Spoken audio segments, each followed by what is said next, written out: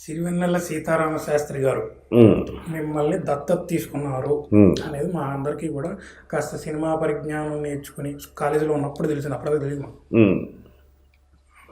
తీసుకోవడం తప్ప అంటావా? తప్పని నేను ఎప్పుడు ఒక గురు శిష్యుల సంబంధం దత్తత తీసుకునే స్థాయికి వెళ్ళిందంటే యాక్చువల్లీ అప్పటి వరకు ఉన్న అసిస్టెంట్ డైరెక్టర్లు అసూయపడే ఇలాంటి ఒక సిచ్యుయేషన్. అరే నేను ఉంటే బాగున్నా ఆ ప్లేస్ లో ఇలాంటివి ఉంటాయి. ఎందుకంటే శాస్త్రి గారు అంటే అందరికీ ఒక ఆరాధన భావన, ఆయనతో ఒక పాటైనా రాయించాలని ఆశ అందరికీ ఉంటుంది. బట్ ఈ విషయం మీ ఇంట్లో తెలిసిన తర్వాత మీ ఫాదర్ రియాక్షన్ ఏంటి? మీ పేరెంట్స్ ఏమన్నారు? దత్తత్ ఓన్లీ దత్తత్ కాంటెక్స్ట్ అంటే అంత అవసరం ఏంట్రా దత్తత తీసుకోవడం? అసలు క్వశ్చన్ రాలేదు, డిస్కషన్ రాలేదు. ఓకే, అసలు ఏమనలేదా? అసలు అసలు అసలు టాపిక్ వచ్చిందా మీ ఇద్దరి మధ్యన? రాలేదు. After becoming director and successful director ఇంటికి వెళ్ళినప్పుడు ఆయన యాక్చువల్లీ మీరు సివిల్ సర్వెంట్ అవ్వాలని ఆయన అనుకున్నారు. మీ చేత సివిల్ సర్వీసెస్ ఎగ్జామ్స్ అవన్నీ కూడా రాయించారు. మీ యొక్క ఫస్ట్ సినిమా ఆయన చూసినప్పుడు కనీసం ఇంటి నుంచి అప్లాజో లేకపోతే కనీసం క్రిటిసిజం వస్తుంది కదా సార్?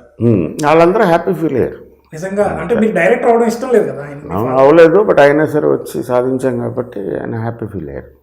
నైస్ అన్నాడు. ఇప్పుడు ఆయన ఇష్టం లేదంటే ఎందుకు ఇష్టం ఉండదు? మనం పాడైపోతామేమో, అక్కడికి వెళ్ళి ఫెయిల్ అవుతామేమో, ఫెయిల్ అయిపోతే ఈ రోడ్ల మీద తిరగాల్సి ఉంటుంది, అడుక్కు తినాల్సి ఉంటుంది, ఒక సెక్యూరిటీ ఉండదు లైఫ్ కానీ ఒక కన్సర్న్ తోటి చెప్తారు తల్లిదండ్రులు ఎప్పుడైనా సరే.